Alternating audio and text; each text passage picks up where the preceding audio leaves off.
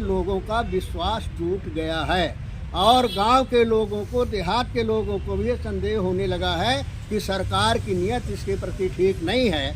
और जो चुनाव आयोग है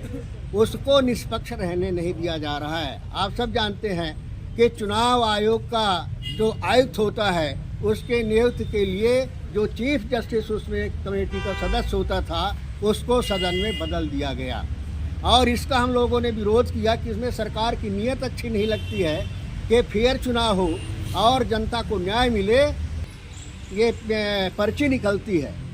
या तो पर्ची में या तो मशीन को बदल दिया जाना चाहिए या कि जो पर्ची निकलती है वो पर्चे हमारे मतदाता के हाथ में आनी चाहिए और मतदाता उसको देखे और दूसरे डब्बे में उसको डाला जाए ताकि मशीन के अलावा उस पर्ची की गिनती हो सके। अगर उस पर्ची की गिनती हो सकेगी, मतदाता हमारा ये कन्फर्म हो जाएगा कि हमने जिसका बटन दबाया है, हमने जिस चुनाव चिन्ह को वोट दिया है वही ये पर्ची में है, उसका विश्वास हो जाएगा और पर्ची की गिनती हो जाएगी तो आपसे आप ही पकड़ में आ जाएगा कि बेईमानी नहीं हो रही है। लेकिन दोनों चीज़ सरकार नहीं करना चाहती है। अभी आपके सामने हमारे वकील साहब ने जो सुप्रीम कोर्ट में गरीबों की हक की लड़ाई लड़ते हैं, उन्होंने काफ़ी विस्तार से डाटा सहित, वो डाटा को दोहराने की ज़रूरत नहीं है कि किस तरह से छत्तीसगढ़, मध्य प्रदेश और राजस्थान में किस तरह से जो डाटा में अंतर आ रहा है, वो डाटा में कम ज़्यादा अंतर का सवाल नहीं है, उसमें सवाल है नियत का। और अगर नियत खराब हो तो फिर सारी गड़बड़ी हो जाती है। प्रजातंत्र में जनता ही सबसे बड़ी ताकतवर होती है और जनता के लिए ही सरकार काम करती है। जनता के हक अधिकार के लिए, उनके स्वाभिमान सम्मान के लिए सरकार काम करती है और उसे माध्यम से इलेक्शन कमीशन भी काम करता है। इलेक्शन कमीशन का काम यही होता है कि जो जनतंत्र है और जनतंत्र की प्राण जो जनता है उसके विश्वास को, उसके हक अधिकार को किस तरह से संरक्षित रखा जाए, किस तरह उसमें किसी तरह की आंच ना आए, ये दायित्व सरकार का और चुनाव आयोग का होता है। लेकिन जिस तरह से परिस्थितियां घटित हो रही हैं,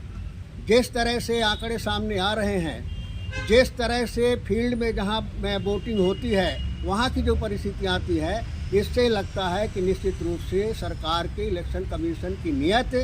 ठीक नहीं है। हम लोग जब पोलिंग बूथ में जाते हैं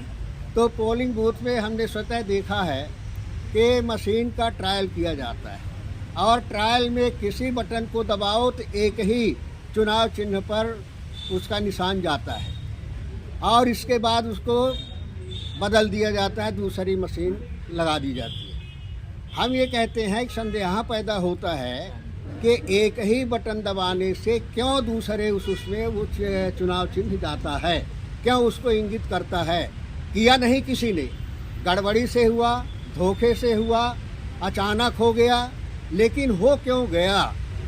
तो जो चीज़ अचानक हो सकती है, धोखे से हो सकती है, वो चीज़ जानबूझ करके भी की जा सकती है। और दूसरा, ये जो आंकड़े डिफरेंसेज आ रहे हैं, क्यों आ रहे हैं, वहाँ तक कैलकुलेटर है।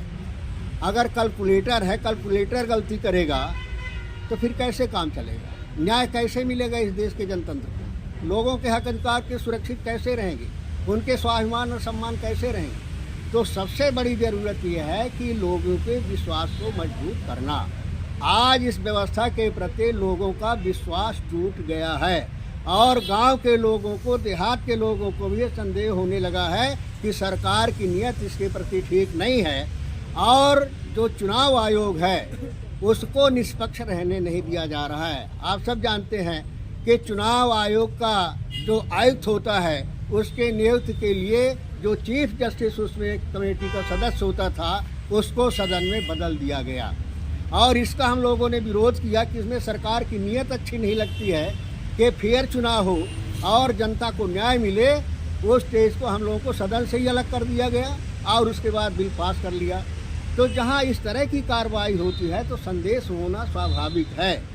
और उस संदेश का रास्ता यही है कि उसमें कानूनी तरीके से कार्रवाई हो, जो आंकड़े दिए गए हैं उनका परीक्षण हो, और जो मशीन से ये पर्ची निकलती है, या तो पर्ची में या तो मशीन को बदल दिया जाना चाहिए,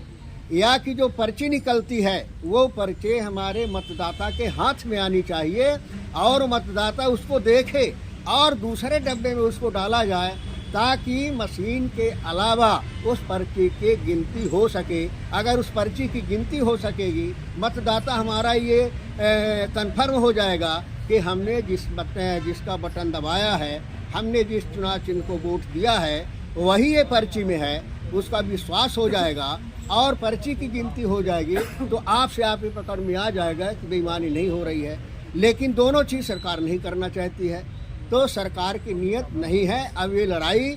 निश्चित रूप से जनता तक जाएगी। अब ये जनता लड़ाई के मूड में है अपने हक अधिकार के लिए। अगर मशीन को नहीं बदला गया, अगर इसमें प्रीपेड में सुधार करके जो है पर्चे की गिनती इस तरह से अलग नहीं की गई, तो निश्चित रूप से इसकी लड़ाई इस प्रदेश की और इस देश की जनता करेगी, क्योंकि जनतंत्र में जनता ही सबसे बड़ी ताकत होती है। अगर जनता का विश्वास टूट जाएगा तो प्रजातंत्र कमज़ोर हो जाएगा, देश टूट जाएगा, देश प्रगति और विकास नहीं कर सकता है। और इन सारी बातों के प्रति सरकार की नीयत ठीक नहीं लगती है, और जब नीयत ठीक नहीं हो तो फिर लोगों का भला नहीं हो सकता है। किसान ने कहा था